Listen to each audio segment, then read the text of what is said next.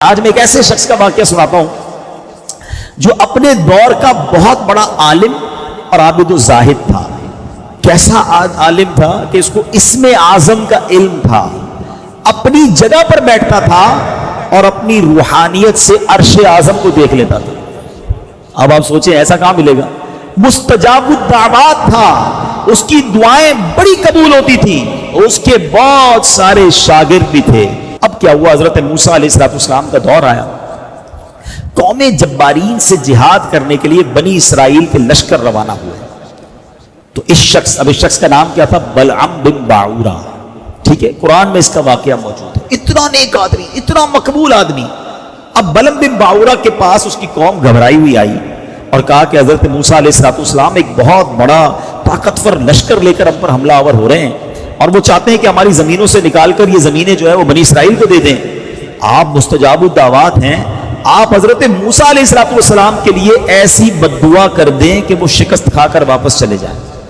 اب یہ کانپ گیا، اس کو معلوم تو تھا کہ وہ اللہ کے نبی ہیں۔ تو وہ کہتا ہے تمہارا برا ہو خدا کی پناہ، تم جانتے ہو کس کے بارے میں بات کر رہے ہو؟ حضرت موسیٰ علیہ السلام تو اللہ کے رسول ہیں، میں ان کے خلاف کیسے بددعا کر سکتا ہوں؟ اور ان کے لشکر میں تو مومن بھی ہے اور فرشتوں کی جماعت بھی ان کے ساتھ ہے۔ اب یہ قوم رونے لگی، گڑگڑانے لگی، اصرار کرنے لگی۔ تو اس نے کہا میں چلو استخارہ کر لیتا ہوں، اگر اجازت مل گئی تو پھر دیکھتے ہیں۔ استخارہ کیا تو استخارے میں بھی بددعا کی اجازت نہ آئی، تو اس نے صاف صاف اپنی قوم کو منع کر دیا اور کہا دیکھو اگر اب میں نے بددعا کی نا تو میری دعا بھی، میری دنیا بھی برباد ہو جائے گی، میری آخرت بھی برباد ہو جائے گی۔ اس کے بعد اس کی قوم نے کیا کیا؟ پلان بی، بڑے تحائف، مہنگے مہنگے تحائف، پیسے لے کر بڑے گراں قدر بڑے چیزیں لے کر اس کے پاس گئے اور کہا کہ یہ سارے تحفے آپ رکھ لیں، بس آپ دعا کر دیں۔ اب حب مال کی محبت یہ آنکھوں پر ایسا پردہ ڈال دیتی ہے کہ جب پیسہ سامنے نظر آتا ہے بندے کو دنیا کی چیزیں نظر آتی ہیں۔ اب آپ سوچیں کہ یہ شخص، اسے معلوم ہے کہ وہ اللہ کے نبی ہیں، مگر جب اتنے پیسے، اتنا مال، اتنے جواہرات سامنے آئے تو اس کی آنکھوں پر پردہ پڑ گیا، لالچ کا بھوت سوار ہو گیا اور وہ مال کے جال میں پھنس گیا۔ اپنی گدھی پر سوار ہو کر پہاڑ کی طرف جانے لگا۔ راستے میں بار بار وہ گدھی رک جاتی، مڑ جاتی، آگے نہ چلتی۔ یہ اسے مارتا رہا، آگے بڑھاتا رہا، وہ آگے بڑھتی نہیں تھی۔ اس کو بھی گویا پتہ چل گیا تھا یہ کیا کرنے جا رہا ہے۔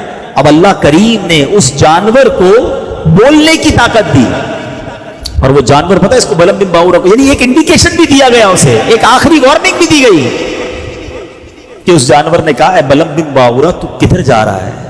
میرے آگے فرشتے کھڑے ہیں، میرا راستہ روک رہے ہیں، میرا منہ دھکیل رہے ہیں پیچھے کی طرف۔ اے بلعم تیرا برا ہو، تو اللہ کے نبی اور مومنین کی جماعت پر بددعا کرے گا؟ اللہ اکبر۔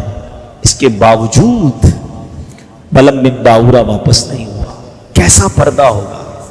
ہائے ہائے ہائے! اب جناب وہ پہاڑ پر چڑھ گیا، حسبان نامی پہاڑ اس پہاڑ کا نام تھا، اور بلندی سے حضرت موسیٰ کے لشکروں کو دیکھا، کیونکہ اب لشکر قریب آ گئے تھے کہ بڑے سے لشکر آ رہے ہیں، اور اس نے بددعا کرنا شروع کر دی۔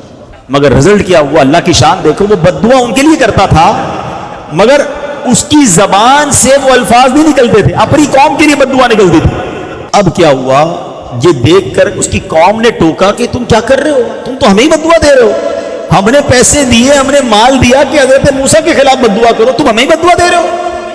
وہ کہتا میری قوم، میں کیا کروں، مجھے سمجھ نہیں آ رہا، میں بولتا کچھ ہوں اور زبان سے نکل کچھ اور رہا ہے۔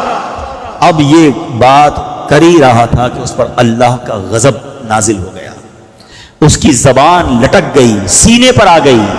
اس وقت بلعم بن باعورہ نے رو رو کر اپنی قوم سے کہا کہ افسوس، میری دنیا اور آخرت دونوں برباد ہو گئی، میرا ایمان جاتا رہا اور میں قہر قہار اور غضب جبار میں گرفتار ہو گیا۔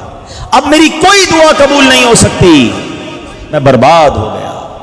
اب اس مکار نے، اس برباد شخص نے کہا کہ میں تو ہو گیا برباد، اب میں تمہیں ایک طریقہ بتا دیتا ہوں، دعا تو میری کامیاب نہیں ہوئی، لیکن تم اگر حضرت موسیٰ علیہ السلام کے لشکروں کو شکست دینا چاہتے ہو تو تم لوگ ہزاروں خوبصورت لڑکیوں کو بہترین کپڑے اور زیورات پہناؤ اور بنی اسرائیل کے لشکر میں بھیج دو۔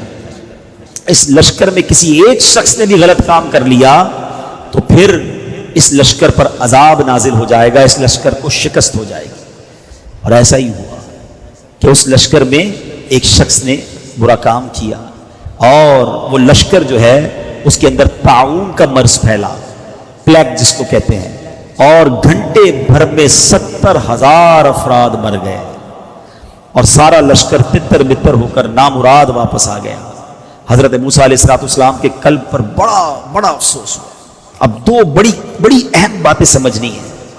مال کی لالچ انسان کو کہاں لے جا سکتی ہے؟ مال کی محبت دل میں ایسی مت داخل ہونے دینا کہ جب آنکھوں پر پردہ آ جائے تو بندہ بہت سارے حرام کام کر جاتا ہے۔ اور دوسری چیز جو اس واقعے سے سیکھنے کو ملی نا، کہ چاہے بہت اچھے کام ہم کر رہے ہوں مگر کبھی کبھی ایک حرام کام، اللہ کی ایک نافرمانی، اس میں ایسی بے برکتی اور نحوست ڈال دیتی ہے کہ سارا کام برباد ہو جاتا ہے۔ آج ہم کہتے ہیں ہماری مہنگائی کمر توڑ رہی ہے، کبھی سیلاب آ جاتا ہے، کبھی زلزلہ آ جاتا ہے، کبھی آگ لگ جاتی ہے، ہر روز بری خبریں کیوں سن رہے ہیں؟ ہم اپنے اعمال بھی تو دیکھیں نا، اس میں ایک بندے نے بدکاری کی پورا لشکر تباہ ہو گیا۔ آج بدکاریوں کے اڈے بن گئے ہمارے ملکوں میں، آج بے حیائی کے کاموں کی یلغار۔